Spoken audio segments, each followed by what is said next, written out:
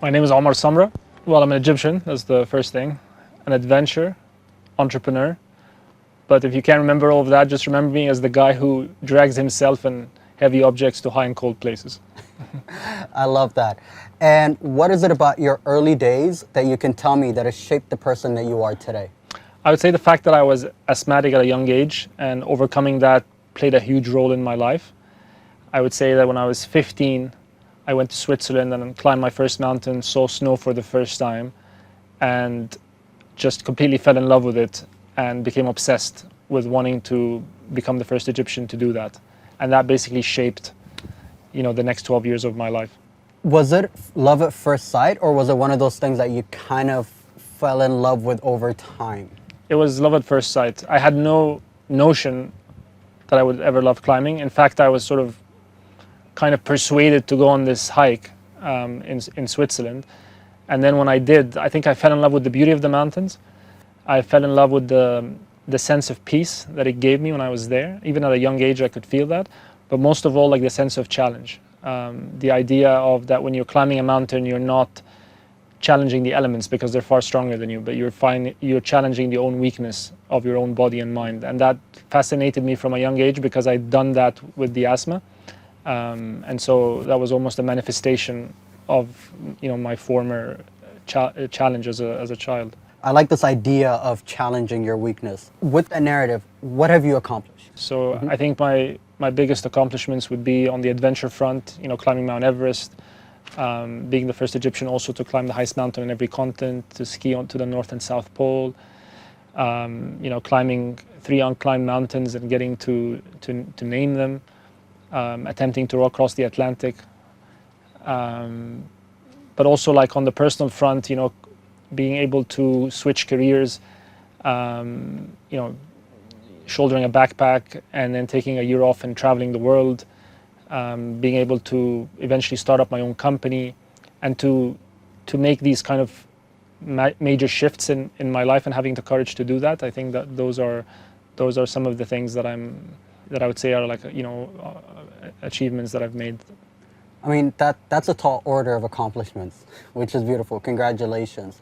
So with this list of accomplishments, what is your proudest? I think my proudest moment wouldn't be on the peaks of any of those things.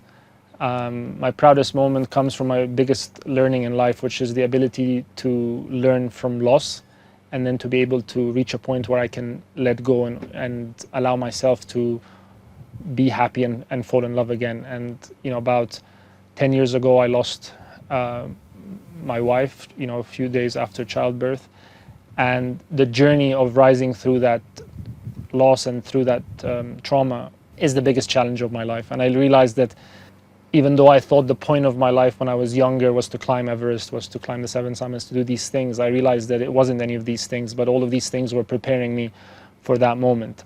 And my proudest moment to your question would be when eventually I had the courage and the ability to stand on stage in front of 1,400 people, knowing that, on a TED stage, and knowing that was going to go, it's going to be forever and a day online for people to see, and basically be completely vulnerable and share my darkest, most painful moment for everyone, believing that from that people would find some healing, would find some solace, that we're not alone in the world, that my life, my story is all of our lives and all our stories, and that's been being able to do that. When I walked off that stage that day, I felt extremely proud of myself, more than I did doing any of those things that I listed before. Clearly you've been through a lot of peaks and a lot of slumps and challenges and difficulties in life. How did that moment change you? Like, finally being able to get on that stage, share your story, bare your heart and soul and vulnerabilities to the world. What did that change in you today? It allowed me to truly let go. It allowed me to understand that I still, was capable of joy, that I still had a lot more to give, and then my life wasn't over.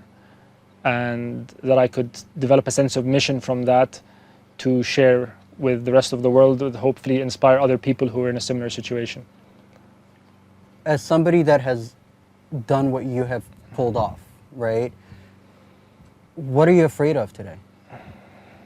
I mean, I think years later, I would face sort of like from an adventure perspective the greatest challenge, which is one our boat capsized. I tried to row across the Atlantic Ocean with a friend of mine, and on the ninth day we fell into a severe storm. Boat capsized, life raft didn't open, and we basically spent 13 hours fighting for our lives. There, we faced death, like that we wouldn't survive this.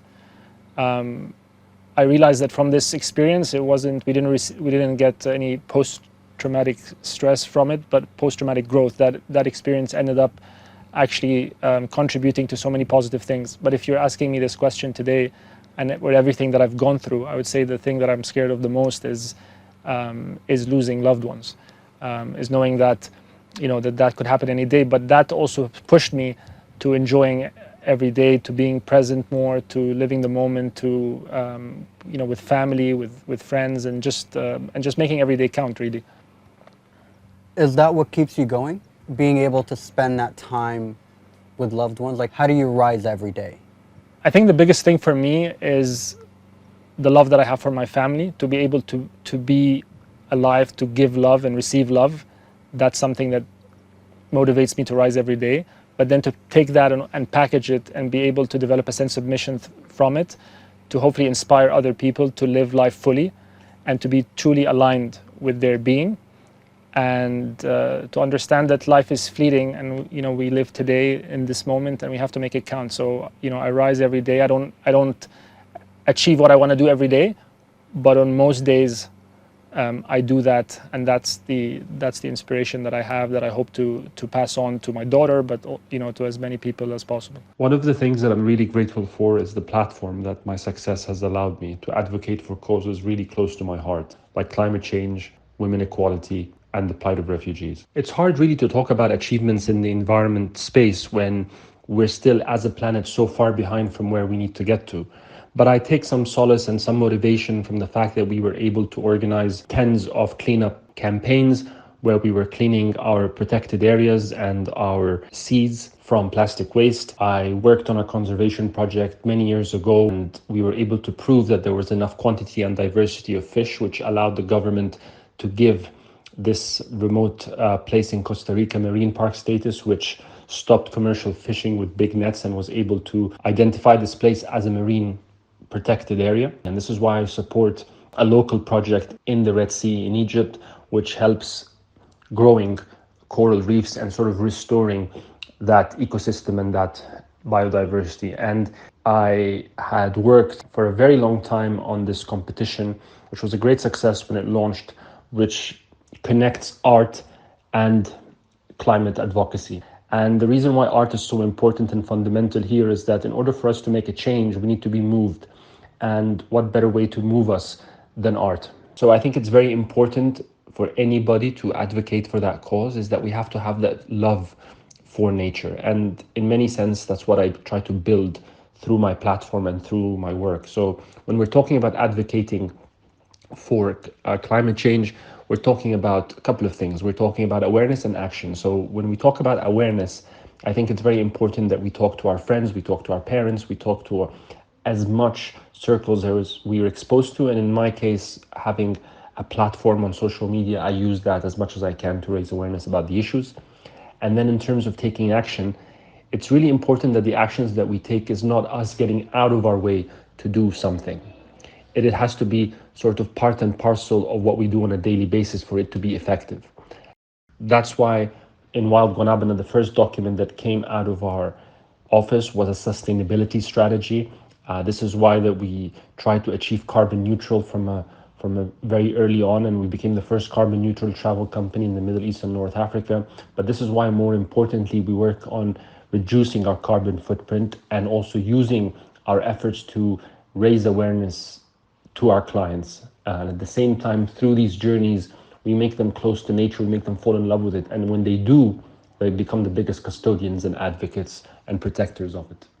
I advocate for equality through my involvement as a board member of Equality Now, an international organization that's been around for 30 years fighting for women and girls' rights all around the world.